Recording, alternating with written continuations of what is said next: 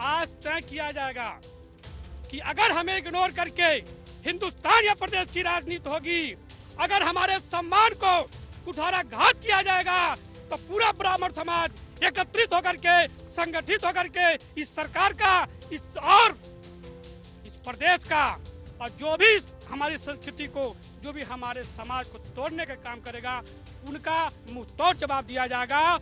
एक हाथ में माला होगी, एक हाथ में भाला होगी, जय परशुराम का नारा होगा। कि ब्राह्मण समाज ने ली अंगड़ाई है, अभी आगे बहुत बड़ी लड़ाई है। और जोगी जी को मैं यहीं से चैलेंज देता हूँ कि अगर आप भगवान राम की तरह मर्यादा लेना चाहते हैं तो ब्राह्मणों का आपके पूर्वजों ने सम्मान किया है और आपको भी करना पड़ेगा, अन्यथा कुर्सी से नीचे जाकर के उसी मठ में ताली बजाने का काम करेंगे। उत्तर प्रदेश की सियासत में जातियों का वोट बैंक हमेशा हावी रहा है। हर पार्टी को ब्राह्मण वोट बैंक हो, क्षत्रिय वोट बैंक हो, और बात आजकल ओबीसी वोट बैंक की हो रही है, तो सभी को अपने अपने वोट बैंक साधने की कोशिश हो रही है। राजनीतिक दलों के इतर जो लोग अपने जातिगत वोट बैंक के लिए, या कहा जाए कि अपनी जातिगत संगठन के लिए काम कर रहे हैं, वो भी अपनी ताकत का एहसास कराने से पीछे नहीं है। लखनऊ में आज अखिल भारतीय ब्राह्मण महासभा का सम्मेलन हो रहा है। हम इस समय पर ये इंदिरा गांधी प्रतिष्ठान है, जहां पर जो उत्तर प्रदेश के उप मुख्यमंत्री हैं ब्रजेश पाठक, तमाम जो ब्राह्मण चेहरे हैं सियासत के, समाज सेवा के, वो तमाम लोग यहाँ पे आए हुए हैं। बाराबंकी से लेकर के आजमगढ़, जौनपुर, बनारस, दिल्ली, मुरादाबाद, सभी जगह से लोग आए हुए हैं। शुरुआत करेंगे, आप आज जो बैठक हो रही है, ब्राह्मण महासभा, महाकुंभ आप लोगों ने नाम दिया है, क्या उद्देश्य है, क्या बातें तय हुई? ब्राह्मण हमेशा वोट बैंक की तरह ही इस्तेमाल होता रहेगा? देखिए, आज प्रदेश ही नहीं, पूरे देश से ब्राह्मण समाज यहाँ एकत्रित हुआ है, और ब्राह्मण समाज हमेशा इस देश को, इस समाज को दिशा देने का काम किया है। और आज जो एक समाज जो हमारा यहाँ एकत्रित हुआ है, और जिस तरीके से ब्राह्मण समाज के ऊपर कुठाराघात हमले हो रहे हैं, उसको जवाब देने के लिए आज वक्त आ गया है। और आज तय होगा कि प्रदेश ही नहीं, पूरे देश का ब्राह्मण समाज, जब हमला होगा, देश पर हमला होगा, समाज पे हमला होगा, संस्कृति पे हमला होगा, तो जवाब देने के लिए ब्राह्मण समाज आज यहाँ एकत्रित हुआ है। आज ये मंथन होगा, आवाज तय किया जाएगा, आवाज तय किया जाएगा। आज तय किया जाएगा कि अगर हमें इग्नोर करके हिंदुस्तान या प्रदेश की राजनीति होगी, अगर हमारे सम्मान को कुठाराघात किया जाएगा, तो पूरा ब्राह्मण समाज एकत्रित होकर के, संगठित होकर के इस सरकार का, इस प्रदेश का, और जो भी हमारी संस्कृति को, जो भी हमारे समाज को तोड़ने का काम करेगा, उनका मुंह तोड़ जवाब दिया जाएगा। एक हाथ में माला होगी, एक हाथ में भाला होगी, जय परशुराम का नारा होगा, और समाज को एकत्रित करके इस समाज को, सभी भाइयों को लेकर के चलने का काम किया जाएगा। हमारे साथ बुजुर्ग भी हैं। ब्राह्मण को लेकर के हमेशा वोट बैंक की तरह इस्तेमाल होता रहा है। लग रहा है कि आज समाज एक साथ इकट्ठा हो पाएगा ब्राह्मण? समय आ गया है। सारे ब्राह्मणों से हमारा निवेदन है और करबद्ध प्रार्थना करते हुए हम निवेदन करते हैं कि सारा ब्राह्मण समाज एकजुट हो जाए। तो अभी तक वोट बैंक की तरह वास्तव में उपयोग किया गया, लेकिन अब ब्राह्मण समाज जागरूकता फैली और सब जाने, क्योंकि ब्राह्मण सीधी जात और लड़ना क्या जाने, जो कोई करे प्रणाम उसे आशीष बखाने।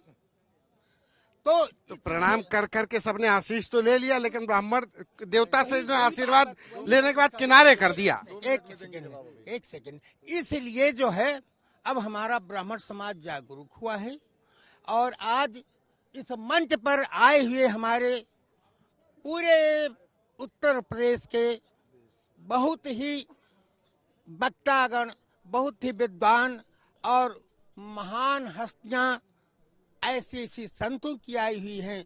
इसलिए बस दो शब्द ये कहना है कि ब्राह्मण समाज ने ली अंगड़ाई है, अभी आगे बहुत बड़ी लड़ाई है। अंगड़ाई ली है, लड़ाई है। शुरुआत अगर हम बात करें कि वोट बैंक की, तो बीएसपी ने पहले शुरुआत करी ब्राह्मणों को हथियाने की। बीजेपी हमेशा कहती रही कि ब्राह्मण हमारी जेब में, और कांग्रेस तो कहती है कि हम ब्राह्मणीवादी हैं। अब ब्राह्मण को लेकर के कहाँ पे दिख रहा है कि कुछ भला कौन करेगा, कैसे होगा?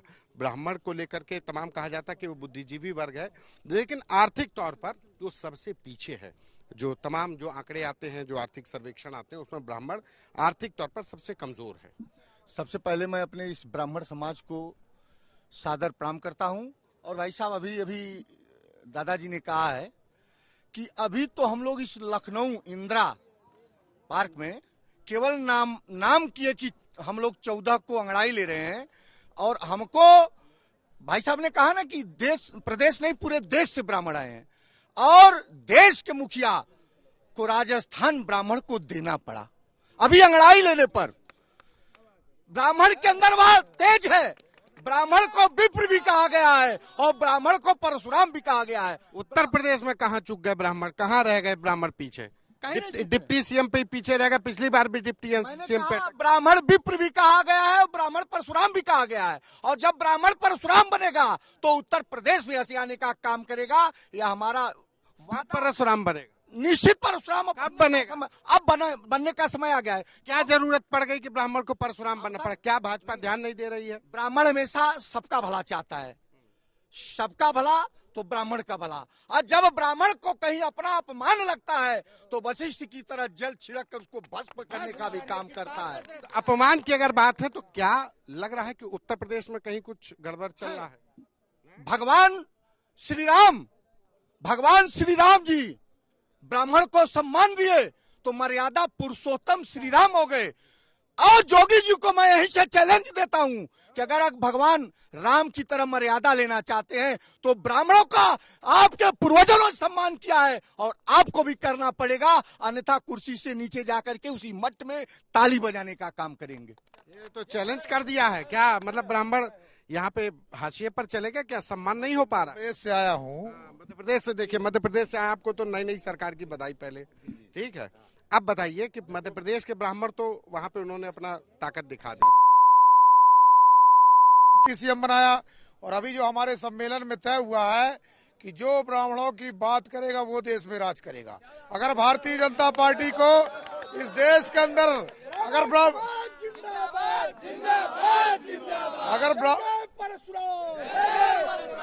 ब्राह्मणों की बात अगर भारतीय जनता पार्टी हो चाहे कोई पार्टी नहीं करेगी, वो देश में राज नहीं करेगी।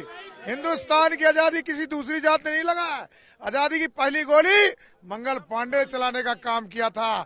इस देश का तिरंगा भी पंडित नेहरू ने ही फहराने का काम किया था। इस देश की पहली महिला जो आजादी की तलवार उठाई थी, महारानी लक्ष्मीबाई, वो हमारे ही समाज की थी। बाजीराव पेशवा सबसे ज्यादा युद्ध करने का काम ब्राह्मण ही किया।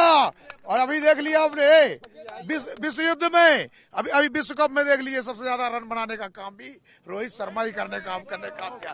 अभी पीछे नहीं। तो अभी ब्राह्मणों को सम्मान यहाँ पे उत्तर प्रदेश में क्या हाल है? आप लोग तो मध्य प्रदेश में तो जीत लिए, का आक्रोश देखा हमने और लग रहा है यहाँ पे उत्तर प्रदेश के ब्राह्मण गुस्से में। तो चिंगारी है, जिस महल के बगल में रखेगा उसको राख कर देगा अगर उसका सम्मान नहीं किया गया तो। और ये हम देख रहे हैं कि इस बार ऐसा लग रहा, जो यहाँ पर ब्राह्मणों के आक्रोश देखने को मिला कि अगर जो ब्राह्मणों का सम्मान नहीं करेगा उसकी सरकार चली जाएगी, चाहे देश की हो चाहे प्रदेश की।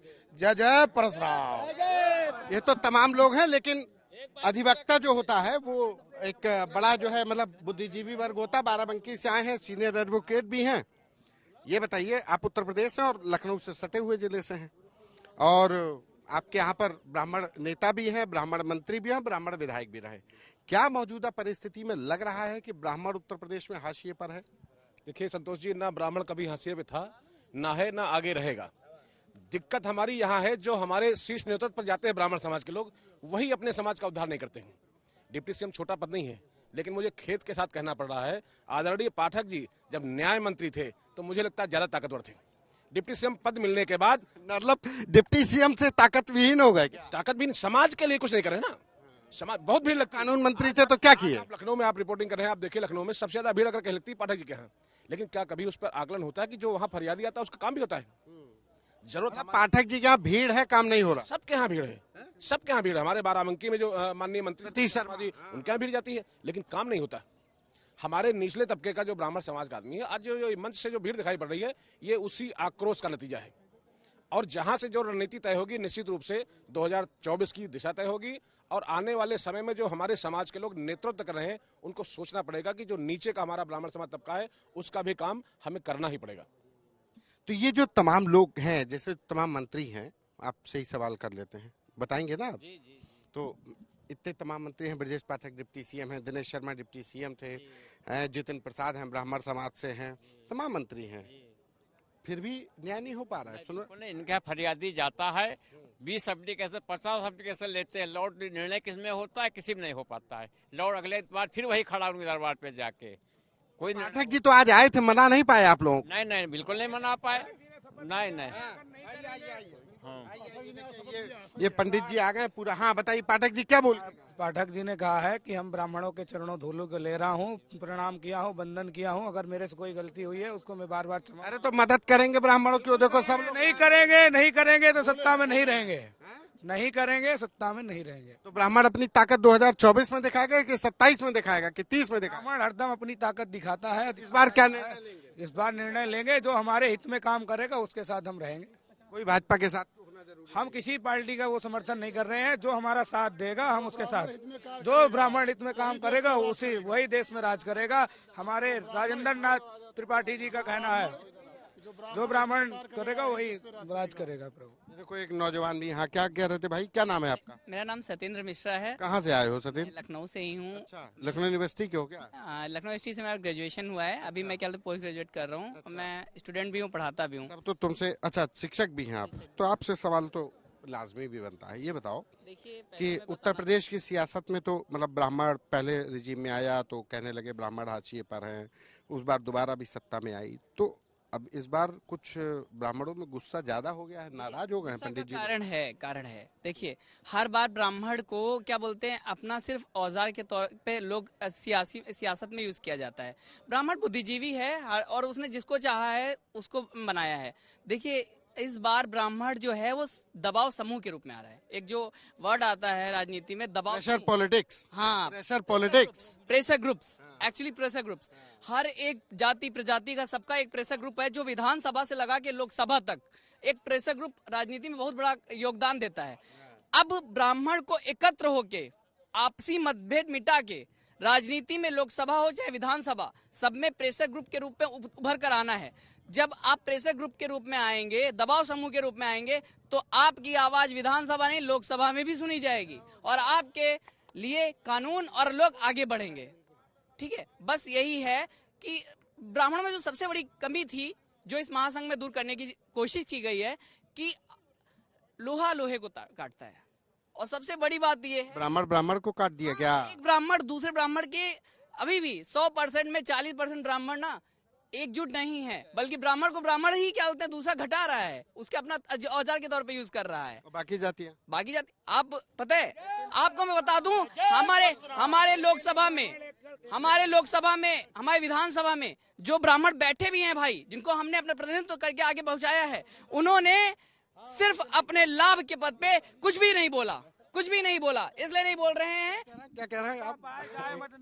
जो के बाद जो है वो लघुता को भूल जाते हैं। जैसे जब तक लघुता थी, जब तक जो है वो कुछ नहीं बने हुए थे, तब तक तो जो है वो खूब जो है ब्राह्मणों के जो है झंडा उठा रहे थे, और जैसे ब्राह्मणों ने उनको गद्दी में बैठा दिया और गद्दी मिल गई, फिर तो ब्राह्मण को भूल गए। तो जो है प्रभुता पाए जाए मत नहीं, प्रभुता जब मिल जाती तो लघुता को भूल जाता है। तो ये वो तमाम लोग हैं जो इस पूरे महाकुंभ से निकले हैं बाहर, और लबोलुआब इस पूरी बातचीत का तो यही निकला है कि उत्तर प्रदेश में ब्राह्मण को लग रहा है कि वो सिर्फ वोट बैंक की तरह इस्तेमाल हुआ।